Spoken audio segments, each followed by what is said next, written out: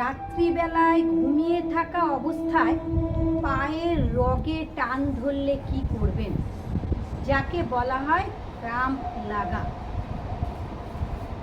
তাহলে এই রগে টান ধরা বিভিন্ন কারণে হয়।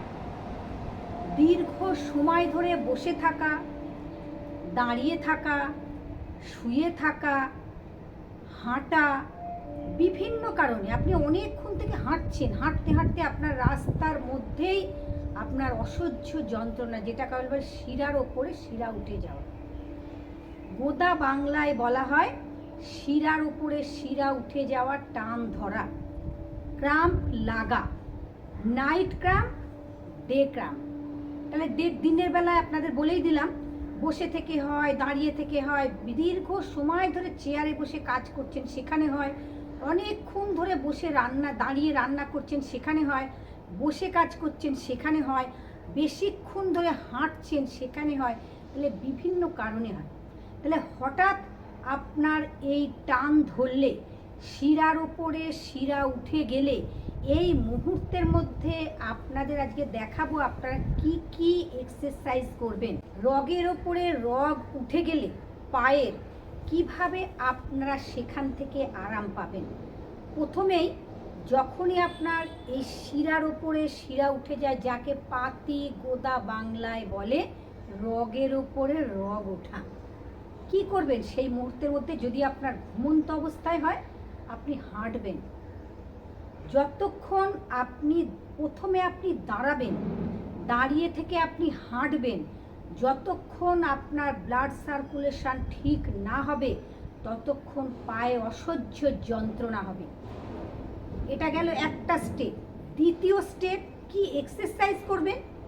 আপনি যদি জল কম খান, আপনার শিরায় টান ধরতে পারে পায়ে। কি এক্সারসাইজ করবেন? প্রথম আপনি যখনই শিরায় টান ধরবে, আগে উঠে দাঁড়াবেন, দাঁড়িয়ে হাঁটাচলা করবেন, একটু হাঁটবেন।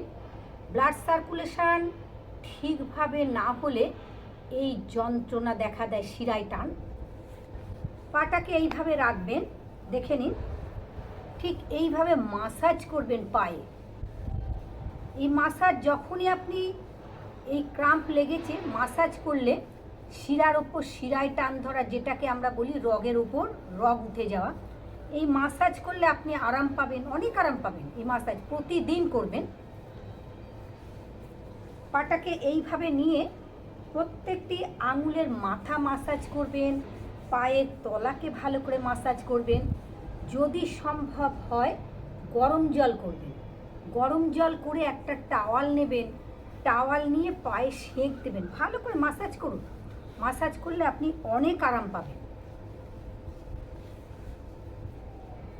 পায়ের পাতায় এইভাবে মাসাজ করবেন। পায়ের আঙুলগুলো ঠিক দেখে নিন, সর্ষের তেল নেবেন, নিয়ে এখান থেকে এইভাবে মাসাজ করবেন। জল বেশি করে খাবেন, গরম জল নেবেন, গরম জল দিয়ে এখানে সেঁক দেবেন। আপনার ডান পায়ে হোক আর বাঁ পায়ে হোক, যে পায়ে হোক, আপনি ভালো করে মাসাজ করলে উপকার পাবেন ভীষণভাবে। দেখে নিন, ঠিক এইভাবে মাসাজ করবেন, জল বেশি করে খাবেন। পাকে লম্বা করে নিয়ে একটা পায়ের ওপর আর একটা পা রেখে পাকে এইভাবে দোলাবেন, পায়ের আঙুল 1 2 3 4 5 6, পায়ের আঙুল টানা ছাড়া 1 2 3 4 5 6 7 8 9 10। লম্বা লম্বা শ্বাস নেবেন, লম্বা শ্বাস 1 2 3 4 5 6 7 8 9। শ্বাস নিতে নিতে পাকে ওপরে তুলবেন, হাঁটুকে টান রেখে দেবেন, পায়ের পাতাকে যত পারবেন আপনার কাছে টেনে নেবেন, টান, পুরো টান করবেন, ভেতর থেকে টান। 10 সেকেন্ড 15 সেকেন্ড স্টে করবেন। 1 2 3 4 5 6 7 8 9 10। এইভাবে 2-3 সেট করবেন। পাকে নামিয়ে দেবেন, বাঁ পা দেখে নিন, শ্বাস নিতে নিতে টান, এইভাবে টান করবেন, পাকে যত পারবেন টান, হাঁটু যেন ভাঁজ না হয়, হাঁটুকে টান রেখে করবেন। 1 2 3 4 5 6 7 8 9 10, এইভাবে যে পাই হোক সেই পা 2 থেকে 3 সেট করবেন, করলে আপনি আরাম পাবেন। লক্ষ্য করুন আমি কিভাবে উঠছি, পায়ের পাতাকে প্রেসার দিয়ে গোড়ালি উঁচু করছি, ঠিক এইভাবে টান করবেন। 1 2 3 4 5 6 7 8 9 10 11 12 13 14 15 16 17 18 19 20। এখানে পায়ের যে রগের ওপর রগ উঠে যায় অথবা শিরায় টান ধরে, ক্রাম্প হয়, এতে অনেক উপকার পাবে। 1 2, দেখে নিন পুরো গোড়ালি উঁচু। 1 2 3 4 5 6 7 8 9 10 11 12 13 14 15 16 17 18 19 20।